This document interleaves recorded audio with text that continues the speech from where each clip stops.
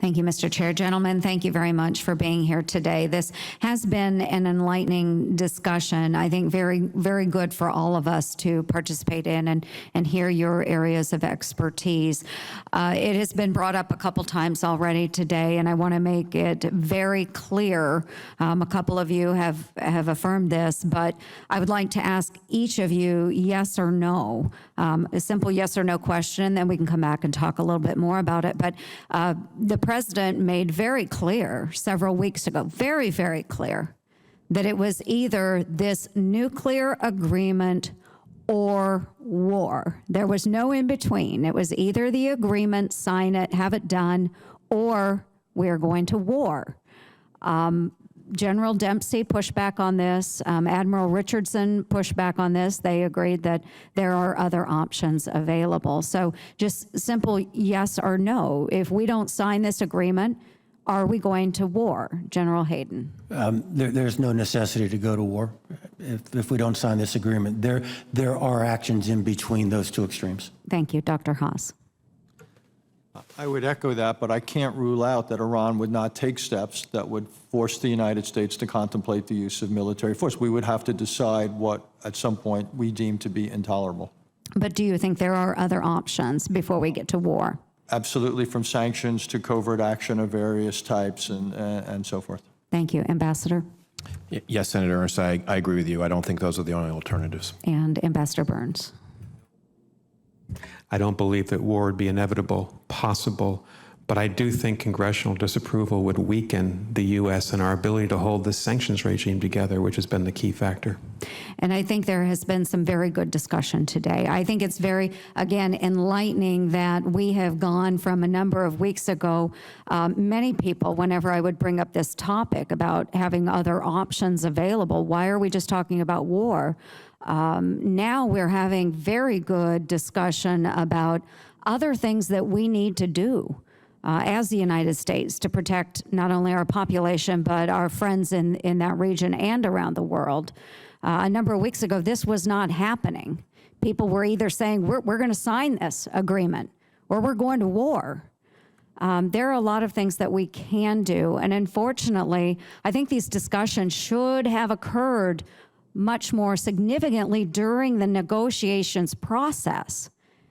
Now we're at a point we either take the deal or not and try and unilaterally come up with things that we can do as a country to push back on Iran. Do you agree with that?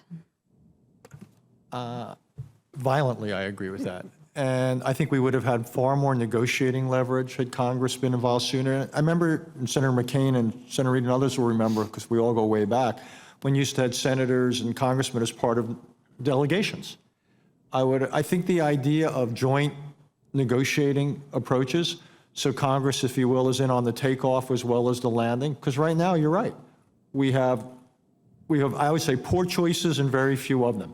It would have been much better to have expanded the range of choices and to improve the quality of the choices.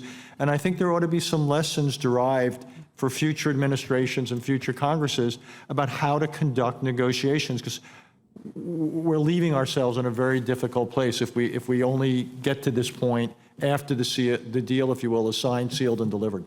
We are between a rock and a hard place right now, most certainly.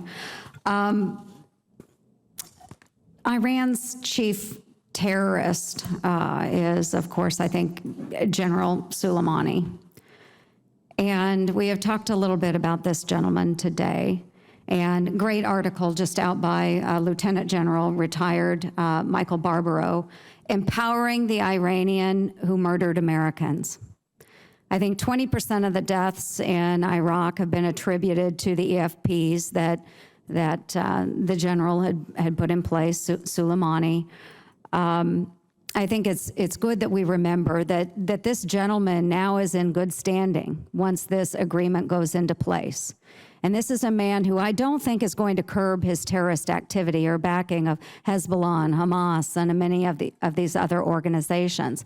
How will this deal empower this general? General Hayden, can you speak to that, please? Sure. Senator, in terms of direct impact, he wasn't going to travel to the United States anyway or show up at the UN. But we talked earlier. about unleashing resources that can now be put at his disposal to continue doing what he's been doing. And frankly, it couldn't possibly come at a worse time. I mean, the man routinely is on the ground in Iraq directing Shia militia, and now we've given him additional resources.